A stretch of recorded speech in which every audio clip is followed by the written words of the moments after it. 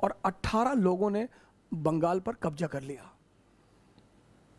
18, यह है जज्बा। सब में नहीं होता, सब में नहीं होता, इसीलिए बाकी लोगों को उत्साह की जरूरत पड़ती है।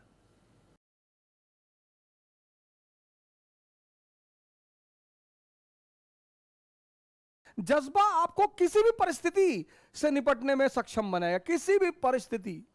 Temperament is a thing which will help you to handle any situation. एक छोटा सा किस्सा सुनाता हूं आपको, बड़ा छोटा सा।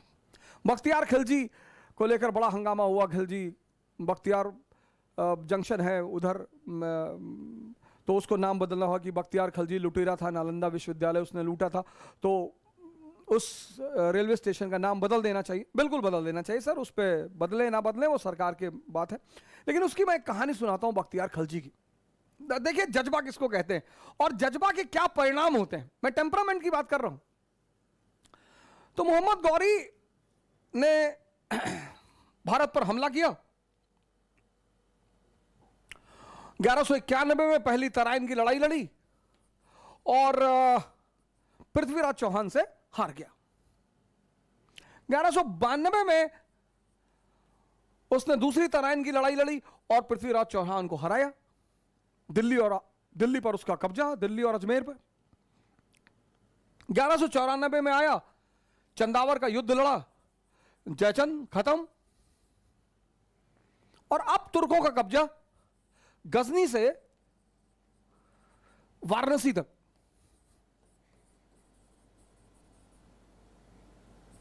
अब तुर्कों का कब्जा 1194, मोहम्मद गौरी। फिर वो 94 के बाद, चंदावर के बाद बाहर, हिंदुस्तान का कमांड उसने अपने कमांडरों के ऊपर छोड़ दिया। कुतुबुद्दीन ऐबक इंद्रप्रस्थ में बैठा हुआ था और बनारस में उसका एक सेनापति था बख्तियार खिलजी। तो बख्तियार खिलजी ने कहा यार बनारस में खाली बैठे हैं और जरा आगे देखे क्या है। आगे निकले, सब आगे निकले, बिहार में कोई था नहीं। नालंदा मिला उनको। नालंदा में योग ध्यान यही सब बातें चल रही थी, उन्हें समझ में नहीं आया, उसे उन्होंने मिटाया, जलाया। आगे बढ़े कि और देखें आगे क्या है। आगे गए तो बंगाल बड़ा समृद्ध प्रदेश। दिल्ली की गद्दी पर जो भी बैठा उसे दो प्रदेश चाहिए ही चाहिए थे, एक गुजरात, एक बंगाल।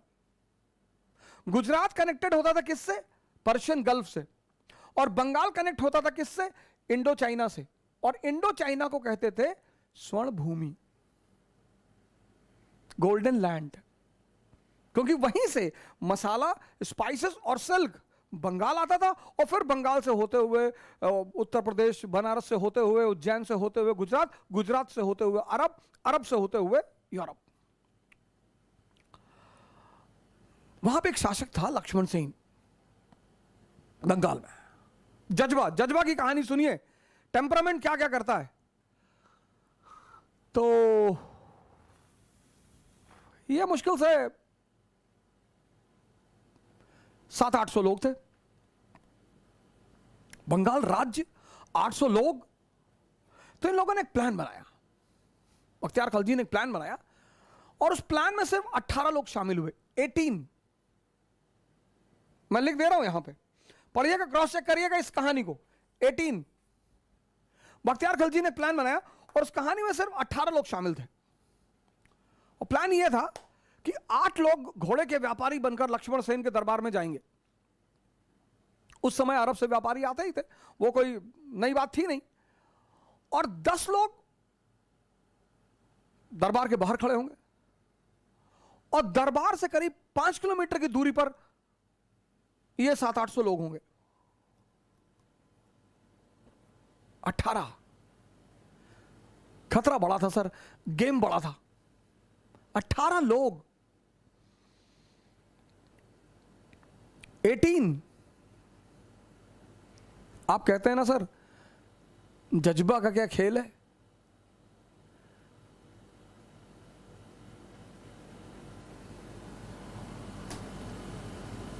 और ये 8 लोग अंदर पहुंचे घोड़े के व्यापारी बनकर और उसी बातचीत में इन लोगों ने हथियार निकाल लिया। 5-6 लोग तलवार चलाने लगे 3-4 लोग तलवार जी की तरफ पलट गए कि सलीम को बुलाओ, सलमान को बुलाओ। और लक्ष्मण सेन से जाके किसी ने कहा कि सर बाहर तो पूरी तुर्की सेना खड़ी है, और लक्ष्मण सेन पीछे के दरवाजे से भाग गया और 18 लोगों ने बंगाल पर कब्जा कर लिया। 18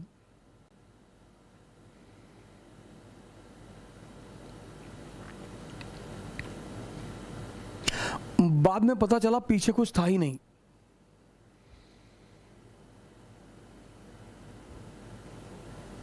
यह है जज्बा।